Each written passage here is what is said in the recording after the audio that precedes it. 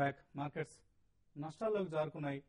సెన్సెక్స్ 51 పాయింట్ల నష్టంతో, నిఫ్టీ 16 పాయింట్ల నష్టంతో ట్రేడ్ అవుతున్నాయి. ప్రధానంగా ఐసిఐసిఐ బ్యాంక్ బాగా డ్రాగ్ చేస్తుంది ఇండెక్స్ ను. 30 రూపాయల నష్టంతో ఆల్మోస్ట్ 3% నష్టంతో ట్రేడ్ అవుతుంది. అలాగే axis bank and state bank of India కూడా నష్టాల్లో ట్రేడ్ అవుతున్న కౌంటర్స్ లో ఉంది. స్వల్ప నష్టంతో ట్రేడ్ అవుతుంది. ఇన్ఫాక్ట్ ప్రైవేట్ బ్యాంక్స్ లో ఎక్కువ సెల్లింగ్ కనిపిస్తుంది compare to the public sector banks.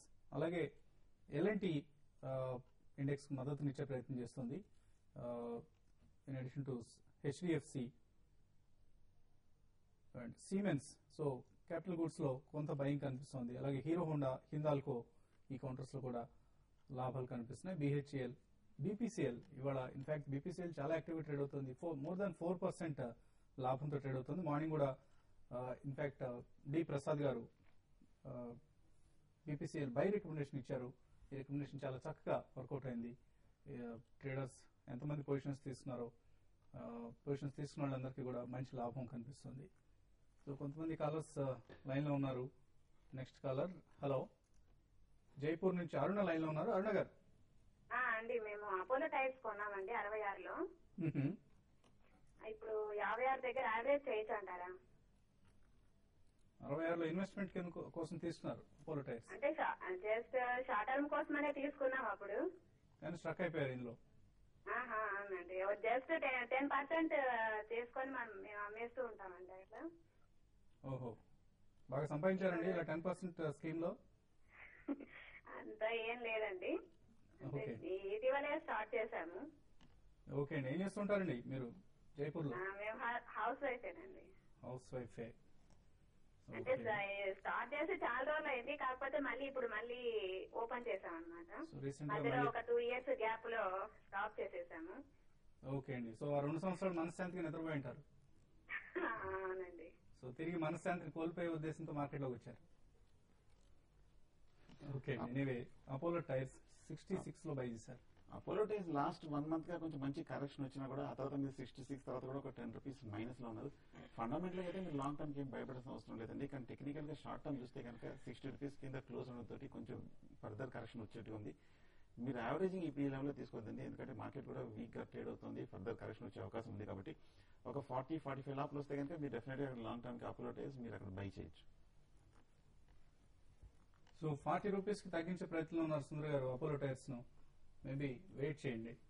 Chennai నుంచి శర్మ లైన్ లో ఉన్నారు. శర్మ గారు హలో, అడగండి శర్మ గారు. నేను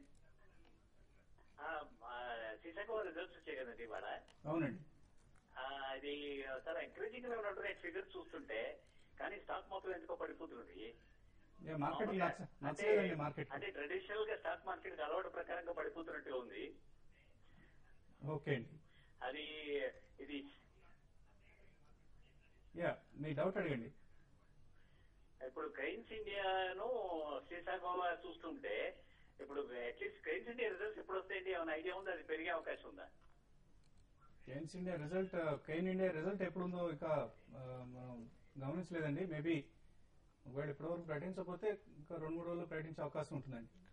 కానీ మీరు సీసోగోవా అయితే మీరు అన్నట్టుగా రిజల్ట్ చాలా బాగా వచ్చాయండి. అయితే స్టాక్ మనం చూస్తే ఇన్ని రోజులుగా మార్కెట్ ఎంత 300-400 పాయింట్స్ పడినా కూడా లాస్ట్ 1 month లో స్టాక్ 3% దాకా రిటర్న్, అంటే 1 month మంత్లీ బేసిస్ లో చూస్తే 3% దాకా పెరిగింది. తర్వాత వీక్లీ బేసిస్ లో చూస్తే 5% పెరిగిందండి.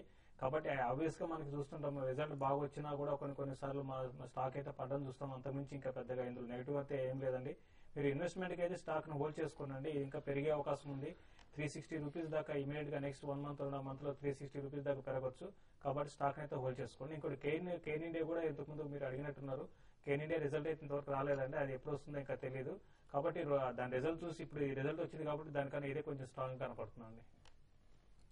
ఓకే అండి, ఖమ్మం నుంచి నవీన్ లైన్ లో ఉన్నారు. నవీన్ చెప్పండి. నవీన్, నాట్కో ఫార్మా P20 లో బై చేసామండి. ఏబీ కెమికల్స్ 122 లో బై చేసామండి. ఇండియన్ బ్యాంక్, ఐడిబిఐ బ్యాంక్ ఉన్నాయండి. షార్ట్ టర్మ్ కోసం తీసుకున్నానండి. ప్రెజెంట్ గా ఇప్పుడు హోల్డ్ చేయొచ్చు. సో ఇవి ఎప్పటి వరకు హోల్డ్ చేయొచ్చు, ఎప్పటి వరకు వెయిట్ చేయొచ్చు? Natco pharma, JB chemicals Natco మటుకు బులిష్ గానే కనిపిస్తుందండి. లాస్ట్ 1 మంత్ గా చూస్తే కనుక 350 నుంచి ఒక 280 వరకు స్వల్ప కరెక్షన్ వచ్చింది. కరెక్ట్ గా 275 దగ్గర దీర్ఘకాలిక సపోర్ట్ దగ్గర కూడా ఉన్నాము. నా ఉద్దేశంలో మీరు నాట్కో డెఫినెట్ గా మీరు హోల్డ్ చేయొచ్చు. అలాగే రెండోది జేబీ కెమికల్స్ కూడా జరిగారు. 145 నుంచి 125 వరకు కరెక్షన్ చూసాము. కింద స్ట్రాంగ్ సపోర్ట్ ఉందండి 120 దగ్గర, 110 దగ్గర. సో ఇమీడియట్ గా పెద్ద డౌన్ సైడ్ రిస్క్ ఏం లేదు. జేబీ కెమికల్స్ కూడా ఓవరాల్ ట్రెండ్ పాజిటివ్ అనేది హోల్డ్ చేయండి. హరి హుజూర్ నగర్ నుంచి లైన్ లో ఉన్నారు. హరి గారు చెప్పండి. నమస్తే సార్. నమస్తే చెప్పండి. ఇది ఫార్మాక్స్ ఒకటాను ధనలక్ష్మి బ్యాంక్ సార్. దాన్ని ప్రజెంట్ హోల్డ్ చేస్తున్నాము. 115 రూపాయలు ధనలక్ష్మి బ్యాంకు, తర్వాత ఫార్మాక్స్ 23 రూపీస్ సార్. ఓకే అండి. ధనలక్ష్మి బ్యాంక్ అయితే మీరు హోల్డ్ చేయండి. అయితే ఇప్పుడు ఇమీడియట్ అయితే కొంత సెల్లింగ్ లో ఈ స్టాక్ అయితే ఉంది. కొంచెం టెక్నికల్ గా అయితే వీక్ ఉంది. దాదాపు 52 వీక్ లో నుంచి ఒక 7 రూపాయలు పెరిగిందండి. నేను కూడా మళ్ళీ ఇంకోసారి 52 వీక్ లో టచ్ అయ్యి అక్కడ నుంచి మళ్ళీ స్టాక్ లో అప్ అండ్ ఉంటుంది. ఇప్పుడు ఇమీడియట్ అయితే మీరు లాస్ అయితే బుక్ చేసుకోకండి. కొంతమంది దీంట్లో ఏమాత్రం పెరగడం స్టార్ట్ అయితే లాస్ట్ 1 వీక్ గా లో నుంచి ఒక 7% దాకా పెరిగింది. ఇది కొంచెం ఈ ట్రెండ్ కానీ కంటిన్యూ అయితే మాత్రం మళ్ళీ 118, 120 దాకా పెరగవచ్చు. మీరు షార్ట్ టర్మ్ కి అయితే అరౌండ్ 122, 124 లో ఎగ్జిట్ కానీ ఇన్వెస్ట్మెంట్ కి అయితే హోల్డ్ చేసుకోండి. ఫార్మాక్స్ మాట చూస్తే 46 రూపీస్ నుంచి కంటిన్యూస్ గా 8 రూపీస్ పడిపోవడం జరిగింది. టెక్నికల్ గా చాలా వీక్ గా ఉంది. ఫండమెంటల్ గా ఈ ట్రేడింగ్ కంపెనీలు కూడా పెద్ద ప్రాఫిట్స్ కూడా లేదు. సో అవాయిడ్ చేయమని చెప్తున్నాను. నెక్స్ట్ కాలర్ జయరామ్ మంత్రాలయం నుంచి లైన్ లో ఉన్నారు. జయరామ్ గారు చెప్పండి. నమస్కారం సార్. నమస్తే. ఐడిబిఐ బ్యాంక్ గురించి ఈ రోజు రిజల్ట్ లో ఉంది కదా. అవునండి. 190లో వెయిట్ చేస్తున్నాము. ఎట్లా ఉంచుకోవచ్చా లేకుంటే సెల్ చేసి మళ్ళీ లోలో వెయిట్ చేస్తాను. తినబోతు రుచులు అడగటం ఎందుకండి, కొద్దిసేపట్లో రిజల్ట్ వస్తుంది కదా. అదే ఎట్లా ఉంది కొద్దిగా తెలియదు కదా. చూడండి, రిజల్ట్ చాలా కీన్ గా వాచ్ చేయండి. ఎటువంటి పాజిటివ్ లేదా నెగిటివ్ సర్ప్రైజ్ లేని పక్షంలో మేబీ ప్రైస్ నిలబడే అవకాశం ఉంటుంది. ఐడిబిఐ బ్యాంక్ అయితే రీసెంట్ కూడా కొంత స్టాక్ లో అయితే కొంచెం అప్ మూవే ఉందండి. అయితే ఇది మన మార్కెట్ లో కరెక్షన్ లో మోడ్ లో ఉన్నాయి కాబట్టి స్ట్రాంగ్ ఉన్న కూడా కౌంటర్లు కూడా వీక్ ఉంటాయి. అయితే రిజల్ట్ కానీ వీళ్ళు బాగా అనౌన్స్ కానీ చేస్తే మాత్రం మళ్ళీ స్టాక్ లో కంటిన్యూగా అప్ ట్రెండ్ అనేది కొనసాగవచ్చు. 165 రూపీస్ దాకా పెరగచ్చు అండి. ఒకవేళ 150 లెవెల్ కానీ సస్టైన్ కాలేదంటే మళ్ళీ 140, 142 రూపీస్ దాకా రావచ్చు అండి. నెక్స్ట్ కాలర్ నరసింహులు లైన్ లో ఉన్నారు. హలో చెప్పండి నరసింహులు గారు, ఎక్కడి నుంచి మాట్లాడుతున్నారు? ఏమండి? పలాస నుంచి. ఏంటి ఏ స్టాక్ గురించి అడుగుతున్నారు?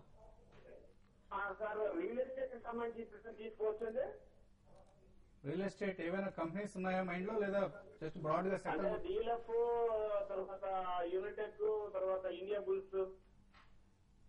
ఓకే అండి. రియల్టీ సెక్టర్ లో ఇన్వెస్ట్మెంట్స్ ను మీరు ఇప్పుడు రికమెండ్ చేస్తారా? ఈ లెవెల్లో వద్దనిపిస్తుందండి. ఎందుకంటే ఆర్బీఐ క్రెడిట్ పాలసీ కూడా కొంచెం నెగిటివ్ గానే రావడం జరిగింది. సో దానివల్ల నెగిటివ్ గా కూడా రియాక్ట్ అవ్వడం జరిగింది సెక్టర్.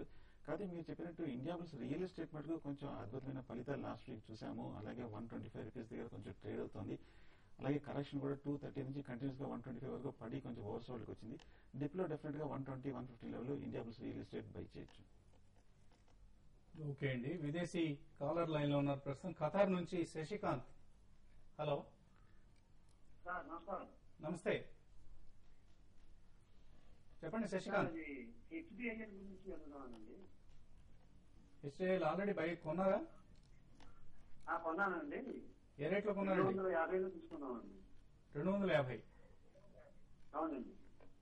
ఓకే అండి. సో ట్రేడింగ్ కోసం కొన్నారా, ఇన్వెస్ట్మెంట్ కోసం అండి? ఇన్వెస్ట్మెంట్ అండి. సో హెచ్డిఐఎల్ లో ఆయన ఇన్వెస్ట్ చేశారు 250లో.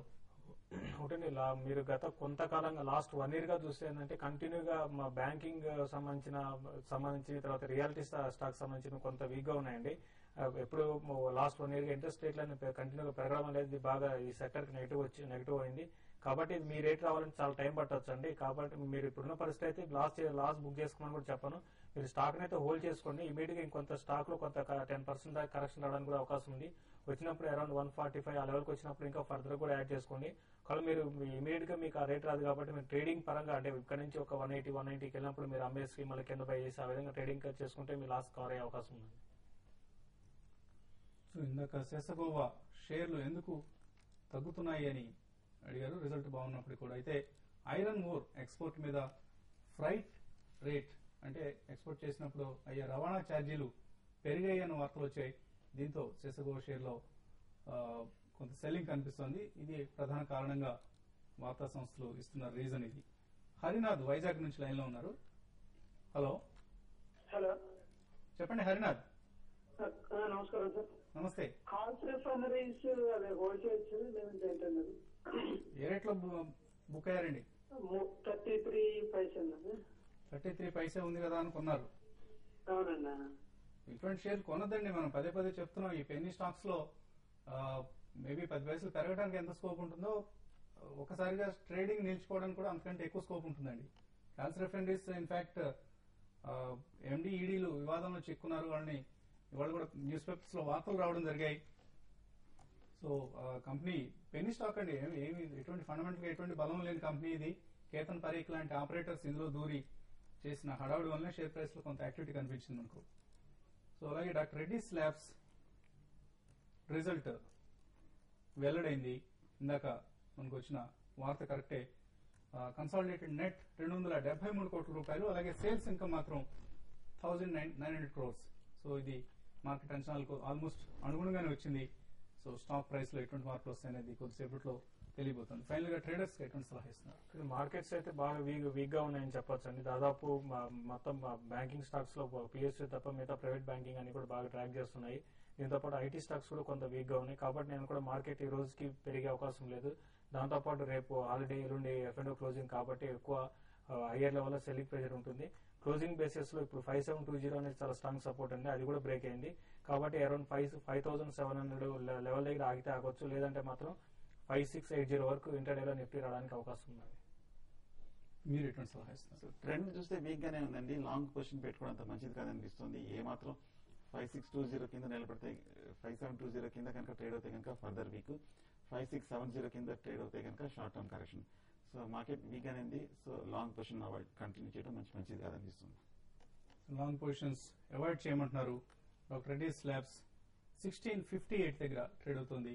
సో కొంత డిఫెన్సివ్ స్టాక్స్ గా కూడా ఫార్మాను ట్రేడ్ చేస్తూ ఉంటారు. సో మార్కెట్ లో రెడ్డిస్ ల్యాబ్స్ రిజల్ట్ కు స్పందన కొంత సెల్లింగ్ కనిపిస్తుంది. Maybe from the higher levels 1653కి వచ్చింది. ప్రస్తుతం ఓ దశలో ఇది 1668 వరకు కూడా వెళ్ళింది.